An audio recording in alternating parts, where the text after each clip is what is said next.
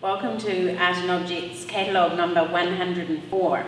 We're delighted to bring you this auction, which we think is full of some more beautiful and interesting things for you to appreciate as we enter a busy auction period for the remainder of 2016. Ben and I will, as usual, talk you through a couple of highlights of the sale and point out a couple of interesting things for you. I'm going to branch out in this video and talk about some different works. Normally I find myself talking about the same artist time and time again, and this time I've got a fabulous opportunity to do that because we have two absolutely seminal early modernist paintings from Milan, Mrkusich. I frequently find myself talking to people about Mrkusich, and I often say, look, if we're in another country, if Mrkusich was American, he'd be an absolute superstar, and the types of prices he commanded in the sale room would be a far cry from what he makes in New Zealand. I stand by that comment because I really think Mrkusich is one of the most interesting abstract painters you'll see anywhere in the world. And these two pictures taken together offer great insight into a particular period, an early period, which is seminal in his development as a painter. The work on the right, a 1957 work, simply titled Landscape Number 1, is crucial in that it shows the artist leaving the objective world and launching into, slowly, a fully fledged, non-objective abstraction.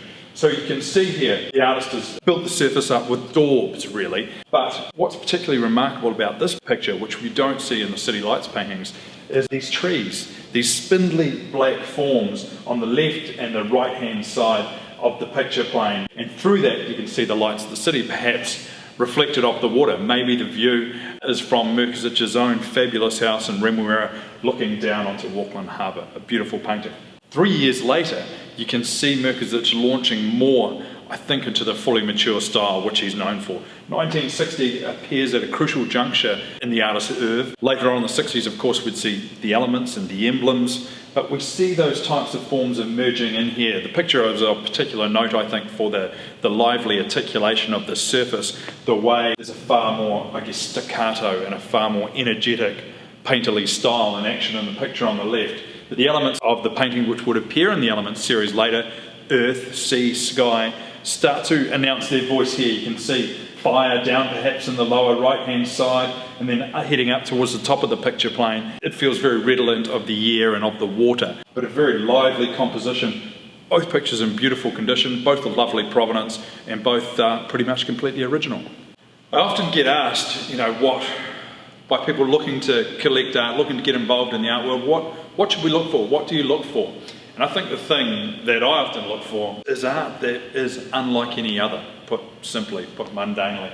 And I think if you were fortunate enough to be around Wellington, particularly, and Auckland in the early 1990s, one artist whose paintings looked completely and utterly like nothing that had come before and nothing that was going on around him in the art world was Shane Cotton's history paintings.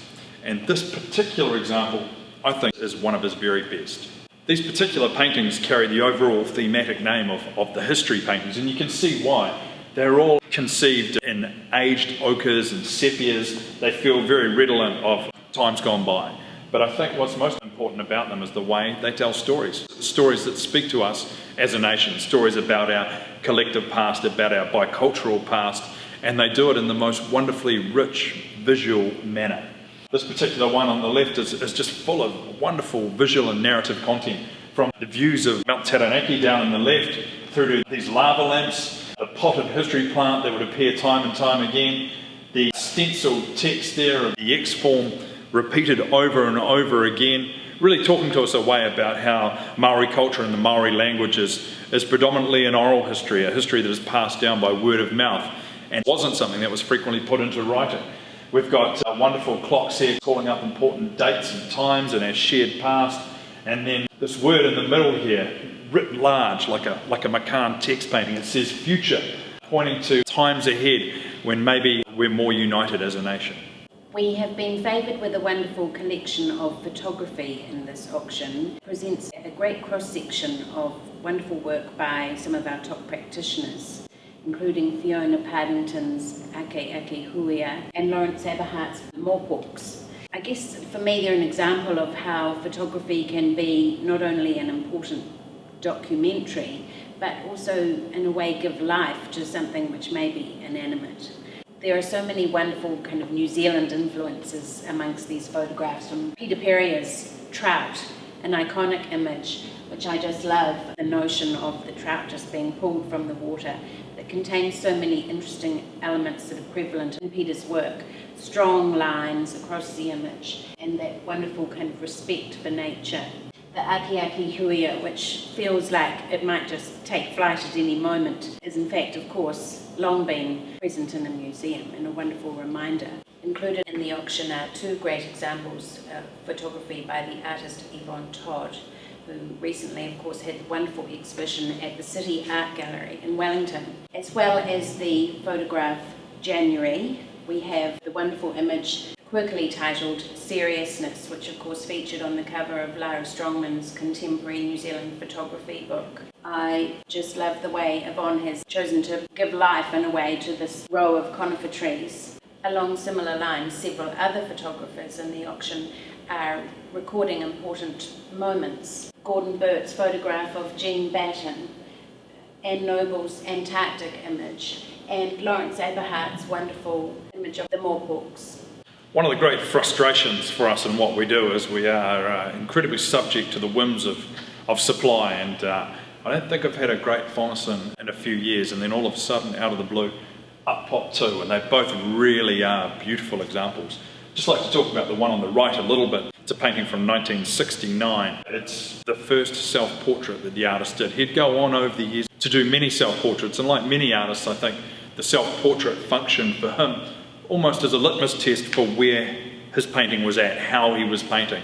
With the self obviously always in hand, it's a great opportunity for artists to hone their skills, and this particular picture, I think, represents a metaphorical and literal coming out for Tony Fomison. You can see the face literally emerging from the shadowy darkness. I think with that, we have, perhaps for the first time, Fomison announcing himself as a great artist, an artist who feels confident in himself, and an artist who knows he's starting to find his voice. On top of that, of course, we have, I think, a little bit more of a coming out. Fomison was almost very much a sort of a peripheral figure, a figure on the edge of society, someone who maybe didn't always feel 100% confident around mainstream New Zealand and mainstream New Zealanders.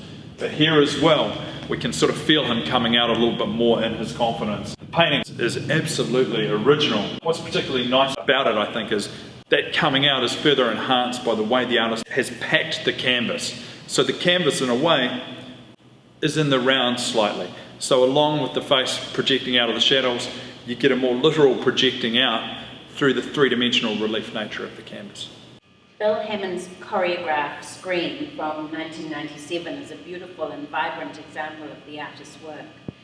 Using the metallic pigments and the beautiful bright jade green paint, which he is so well known for, Hammond presents a picture of life in New Zealand before the humans arrived. The birds and horses in the present work seem to take on human characteristics. In some cases, they're interacting in small groups, and in other areas, gathering in a herd. The painting has a vitality which I think comes from the looseness of the paint. It's dripping down the surface to show us that this is all happening and developing very quickly. It's undoubtedly a beautiful example of the artist's work,